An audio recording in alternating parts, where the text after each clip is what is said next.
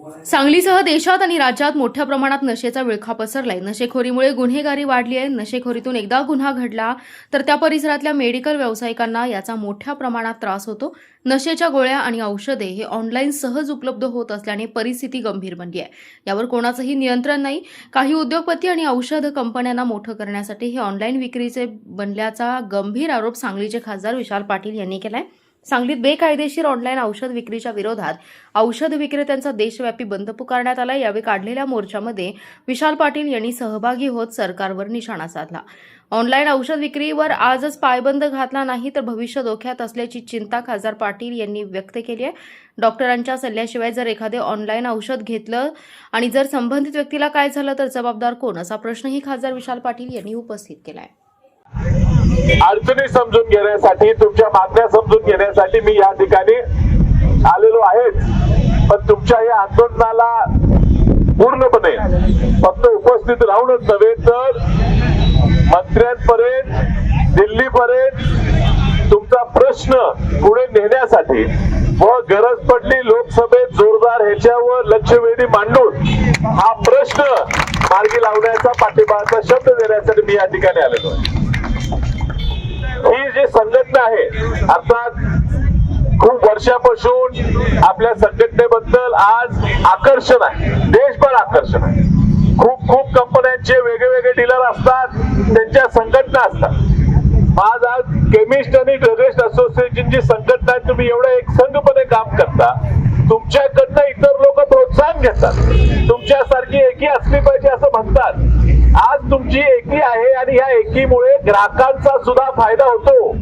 कारण या एकीमुळे ज्या औषध निर्मात्या कंपनी आहेत त्यांच्यावर सुद्धा अंकुश राहतो. ते सुद्धा दर करत असताना, नवीन औषधात आणत असताना त्या औषधाचे काय दुष्परिणाम होतील का हे सुद्धा असोसिएशनला पटवून सांगितल्याशिवाय त्यांनाही नवीन ड्रग सुद्धा, औषध सुद्धा आणता येत नाही. हे वचक ह्या संघटनेची आहे. आणि मग तुमच्या संघटनेच्या विरुद्ध जर एखादा निर्णय झाला तर संघटित राहण्यावरच विश्वास हा जनतेचा उठेल.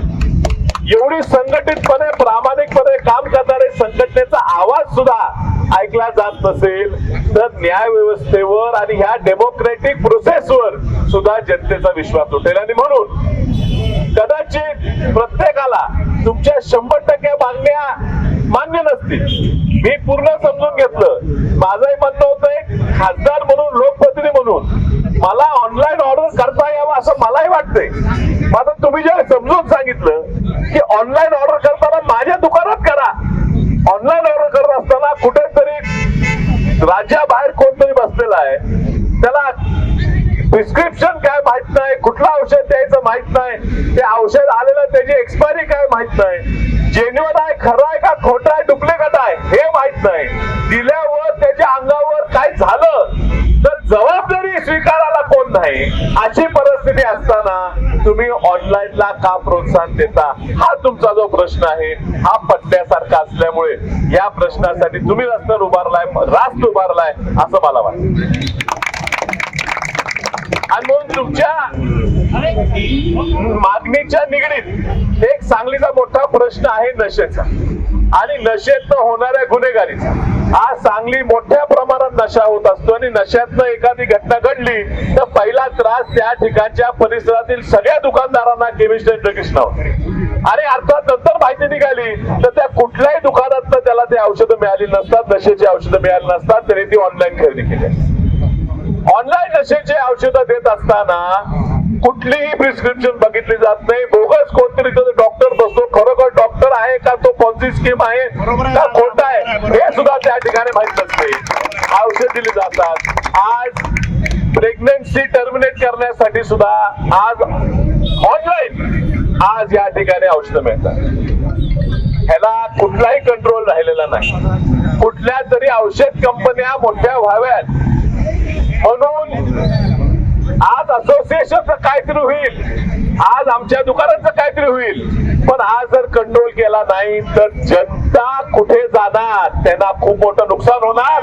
हे माध्यम आहे, केमिस्ट ड्रगिस्ट एक माध्यम आहे, कंट्रोल होतो. एखादा चुकून, आणि घडलेली घटना आहे, एखादा चुकून डॉक्टर सुद्धा औषध औषध प्रिस्क्रिप्शन चुकून दिला आपल्या ड्रगिस्ट आणि केमिस्टला आपली परिस्थिती माहित असते.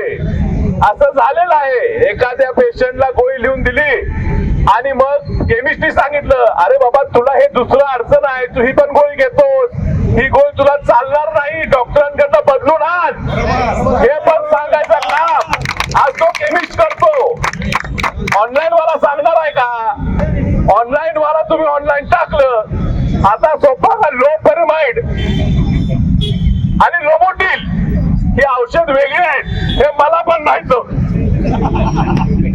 त्यामुळे स्पेलिंग एखाद्या स्पेलिंग मधनं वेगळंच औषध ऑनलाईन ऑर्डर झालं आणि ते घेऊन तिसरंच काहीतरी झालं तर जबाबदार कोण? आणि म्हणून हा जो दुवा आहे, ही जी संघटना एकत्रित झाली आहे, जबाबदारीनं झालेली आहे. या समाजाचा आपण काहीतरी देणं आहे. त्यांच्या आपण आयुष्याशी खिलवाड खेळ करून चालणार नाही. त्यामुळे दिल्लीत आपल्या ह्या संघटनेला लवकर वेळ देऊन त्या ठिकाणी आपण नड्डा साहेबांकडे लवकर वेळ घेऊन ही पूर्ण बाजू समजून सांगून जोपर्यंत मार्ग निघत नाही तोपर्यंत आंदोलन तुमचं चालू राहणार आहे, आमचा पाठिंबा राहणार आहे. हे या ठिकाणी सांगतो.